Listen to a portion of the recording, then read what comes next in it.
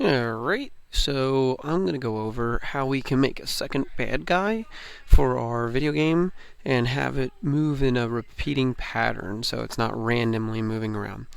First thing I want to do is I want to get to the screen that I want to see my bad guy on, so I went to level 3 and I stopped my program. Secondly, I'm going to select my first bad guy sprite. I'm going to right click or two-finger tap and I'm going to duplicate it, and it's going to automatically name it Bad Guy 2. That works for me. If I want to update it and make it look a little bit different, I can go to the costume. I can pick a different color for maybe the inside of it. Maybe more purple, and then I could fill that in. So I could see that my bad guy number 2 looks a little bit different. Then I want to take this coding, and then I'm going to use some of it, but not all of it. So let's eliminate the things that I don't need. So with bad guy number 2, I don't need to worry about seeing him on level 1, so I'm going to get rid of that. The next thing I'm going to do is, this is the random movement. So I don't want him to randomly move, so I'm going to keep the flag, I'm going to keep hide, but I'm going to pull the rest of this, put it away. Next, level 3, I'm going to use that. I'll come back to it. So I'm just going to move it here. And then I still want my bad guy to, if it touches player 1, to take away a life. Broadcast wrong. I still, if it's on the game over screen, I want it to hide. And I don't have to worry about level 2, so I'm going to put level 2 back. Okay. So I eliminated things I do not need. Alright, so now let's update where Bad Guy 2 appears on level 3. So the first thing I need to remember is at the beginning of the game, he's hiding. So when we get to level 3, we want to have it show up. So I'm going to add that next. Now I want it to go to my starting spot. So I'm going to take my bad guy and I'm going to say I want him to kind of start here. And then I'm thinking to having him move just back and forth to kind of like guard the base. Alright, so I'm going to have him start on this side of the screen, so let's put him where we want. We're going to update this go to, that if I want him to go to here, there's his new spot, so his new X is minus 184. And his new Y, according to this, is minus 89, so I'm going to update this, minus 89. Okay, and then to create the pattern of movement, he goes here, and then I'm going to have a continuous loop of pattern. So I'm going to grab a control, and I'm going to put a forever, right? Forever meaning length of the game on level 3.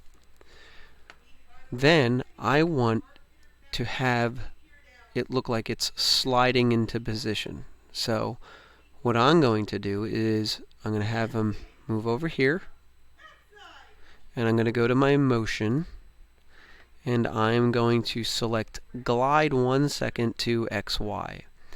And because I moved my bad guy 2 first, it updates. So I'm going to take this glide 1 second to this new position. Now when he gets to that new position, I want him to wait a second before he goes back. So I'm going to go to control, and I'm going to wait a second. I'm going to add that next. Now I want him to glide back to that same starting spot.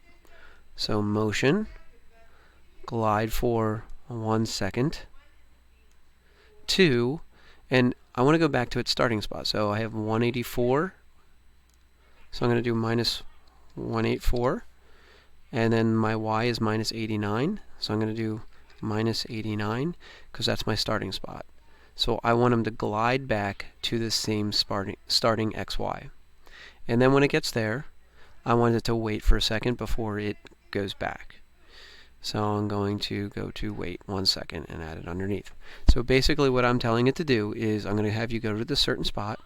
I want you to do the pattern of going back and forth. That's why I'm using the forever. So it's just going to keep going back and forth. So what I could do is I can click on this code block to see it run. Now, if I think that's too fast and I want them to slow down, I can hit stop, and I just update my glide numbers, right? So think about it. the lower the number, the faster it's going to move. So if I want it to go slower, I'm going to make that number higher. So maybe I try 3 seconds, and I run it, and I can see it's a little slower. If I want it even slower than that, I make the number higher. So maybe it's 5. But remember, I want to change both of these to match. I want to be consistent. So decide what works best for you. Remember, lower the number, the faster it moves. Higher the number, slower it moves. I think 3 is pretty good to go with. Okay? So now, once it gets to level 3, it's just going to keep moving back and forth. If it touches my player 1, it's going to take away a life. And then if I get to the game over screen, or if I build a level 4, I'm going to have it hide, right? So that I should only see it on level 3. So I'm going to stop, I'm going to start, and I'm going to run my game. And let's see how it goes. 6 months later.